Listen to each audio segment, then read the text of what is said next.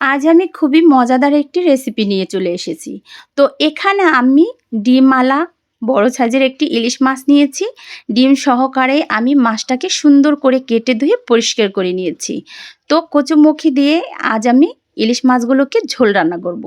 এর জন্য এখানে কড়াইটা বসিয়ে দিয়ে দিয়েছি সর্ষের তেল। তেলের মধ্যে এখানে আমি অ্যাড করে দিয়েছি পেঁয়াজ কুচি। তো পেঁয়াজটাকে আমি বাদামি কালার করে একটু ভেজে নিয়েছি। এরপর এখানে অ্যাড করে দিয়েছি আমি কাঁচামরিচ। তো কাঁচামরিচগুলো ফালি করে কেটে দিয়েছি। এখন আমি এখানে অ্যাড করে দেবো 1.5 টেবিল চামচ পেঁয়াজ বাটা, দিয়ে দেবো সামান্য একটু জিরা বাটা। এখন দিয়ে দেবো 1 চামচ হলুদ গুঁড়ো, দিয়ে দেবো 1 চামচ মরিচের গুঁড়ো। এরপর এখানে দিয়ে দেবো মশলাটা কষানোর জন্য সামান্য একটু পানি। তো পানিটা দিয়ে এখন আমি মশলাটাকে ভালো করে কষিয়ে নিব। দিয়ে দিয়েছি স্বাদ মতো লবণ। ইলিশ মাছের ঝোল রান্না করার জন্য আমি কিন্তু এখানে আর কোনো মশলা অ্যাড করব না। হালকা মশলা দিয়েই আমি কিন্তু ইলিশ মাছের ঝোলটা আজ রান্না করব। তো কচুমুখী দিয়ে কিন্তু এভাবে ইলিশ মাছের ঝোলটা রান্না করলে খেতে ভীষণ মজা হয়। তো আমি ডিম সহকারে সবগুলো মাছ এভাবে সুন্দর করে কেটে নিয়েছি। এখন সম্পূর্ণ মাছগুলো মশলাটা কষিয়ে তো মশলার উপর দিয়ে আমি মাছগুলো দিয়ে দিয়েছিলাম। তো এখন আমি মাছটাকে একটু হালকা নেড়ে চেড়ে কিন্তু একটু ঢেকে দিয়েছিলাম। তো ঢাকনা তুলে এখন আমি মাছটাকে কিন্তু উল্টিয়ে দিব। তো এভাবে আমি সবগুলো মাছ আলতো হাতে সুন্দর করে উল্টিয়ে দিয়েছিলাম। তো উল্টানোর পরে কিন্তু আমি আরও কিছুক্ষণের জন্য একটু ঢাকনা দিয়ে ঢেকে রেখেছিলাম।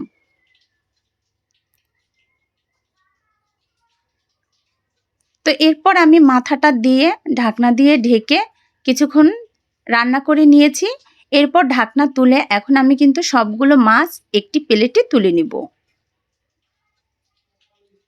তো মাছটা কিন্তু সম্পূর্ণ কষানো শেষ। এরপর আমি সবগুলো মাছ এভাবে তুলে নিয়েছি। এখন আমি এখানে কচুমুখীগুলো সুন্দর করে কেটে ধুয়ে পরিষ্কার করে রেখেছিলাম। তো আমি এই কচুমুখীগুলোকে সুন্দর করে লবণ দিয়ে ভালো করে কচলিয়ে ধুয়ে নিয়েছি। যে একটা বিজলো ছিল সেটা কেটে গেছে। তো এখন আমি এখানে কচুমুখীগুলোকে ভালো করে কষানোর জন্য এখন আমি মশলার সাথে ভালো করে নেড়েচেড়ে একটু পানি দিয়ে ঢাকনা দিয়ে কিছুক্ষণের জন্য ঢেকে রেখে দেব। তো এভাবেই সুন্দর করে কচুমুখীগুলোকে আমি ভালো করে সেদ্ধ করে নিব। তো এভাবে আমি সম্পূর্ণ পানিটা শুকিয়ে এখন কচুমুখীগুলোকে আমি ভালো করে কিন্তু কষিয়ে নিয়েছি। এখন এখানে অ্যাড করে দিব ঝোলের জন্য পানি। তো এখন আমি সম্পূর্ণ ঝোলের জন্য পানিটা দিয়ে কিছুক্ষণের জন্য আবারও ঢাকনা দিয়ে ঢেকে দিব।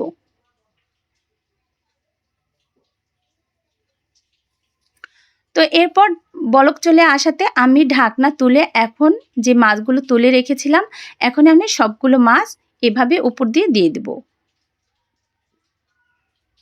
তো এরপর আমি সবগুলো মাছই এরকম উপর দিয়ে দিয়ে দিয়েছি।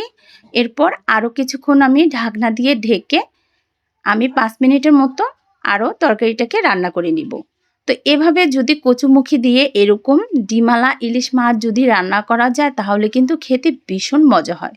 এরকম একটু ঝোল হলে খুবই ভালো হয়। তো ভিডিওটা ভালো লাগলে অবশ্যই লাইক কমেন্ট শেয়ার করে দিবেন। আর এখন তরকারিটা রান্না শেষ পর্যায়ে এখন আমি উপর দিয়ে কিছু ধনেপাতা অ্যাড করে দিয়েছি। এরপর আরও কিছুক্ষণ একটু ঢাকনা দিয়ে ঢেকে রেখেছিলাম। মাশাআল্লাহ কত সুন্দর একটা কালার চলে আসছে, দেখতেই অনেক লোভনীয় হয়েছে। আজকের মতে এখানেই বিদায় নিলাম। আল্লাহ হাফেজ।